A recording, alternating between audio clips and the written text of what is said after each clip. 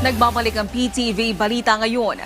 Nagpaalala ang Bangko Sentral ng Pilipinas sa publikong libre ang pagpapalit ng bagong banknote o pera at makipagtransaksyon lang sa mga bangkong otorisado ng BSP.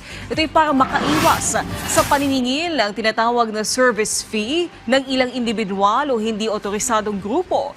Tinitiyak naman ng Central Bank na patuloy ang produksyon ng mga bagong banknote para matiyak na sapat ang supply nito sa mga bangko lalo na ngayong inaasahan ang pagtaas ng demand sa salapi sa panahon ng Kapaskuhan. Bilang alternatibo naman, hinihikayat din ng BSP ang publikong gumamit ng digital o e-money bilang aginaldo para sa mga inaanak, pamilya at kaibigan.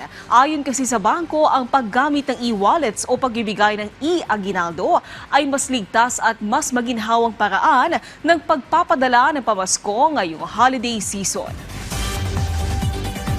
Nakatakdang magsagawa ng pampublikong pagdinig sa January 12 ang Regional Tripartite Wages and Productivity Board National Capital Region hinggil sa panukalang dagdag buwan ng sahod sa mga domestic worker. Magsisimula ang pagdinig ng alas 9 hanggang alas 11 ng umaga sa Philippine Trade Training Center Building sa Pasay City.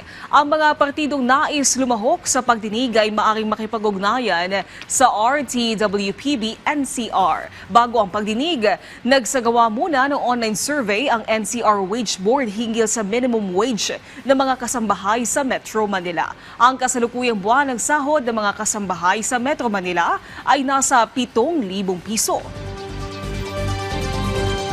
Samantala, alamin natin ang iba pang balita sa PTV Davao mula kay Jay Lagang.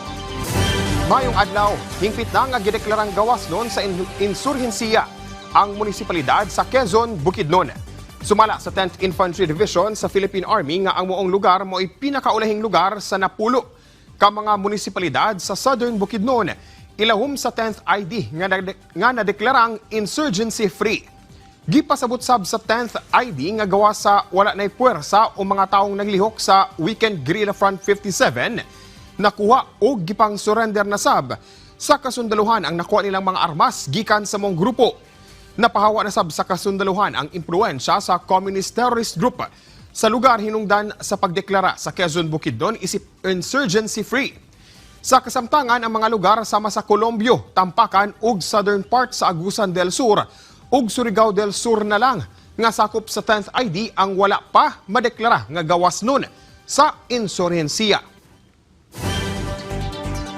Nadawat na sa Maasin Fisherfolk Association ang 30 ka mga unit sa mga bangkang dimotor ug kumpletong gamit sa pagpanagat gikan sa Department of Social Welfare and Development kun DSWD Region 9 netong Disyembre 19 ning tuiga sa Barangay Maasin, Zamboanga City. Ang moong proyekto hilam sa kapit bisig laban sa kahirapan, comprehensive and integrated delivery of social services nga nagkantidad og 2 million pesos. Tumong niini nga mapalig-on ang panginabuhian sa 150 ka benepisyaryo nga residente sa Barangay Maasin ug kabahin sa Indigenous Peoples Community nga gilangkuban sa mga badyaw nga nagsalig sa pagpanagat. Isip pagsunod sa balaod, rehistrado na sab ang tanang 30 ka mga bangka sa City Agriculture's Office.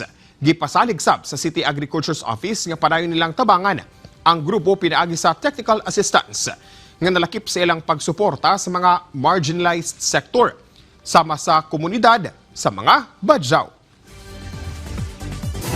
Ug mo kadto ang mga nagunang balita dinhi sa PTV Davao. Ako si Jay Lagang. Mayong adlaw.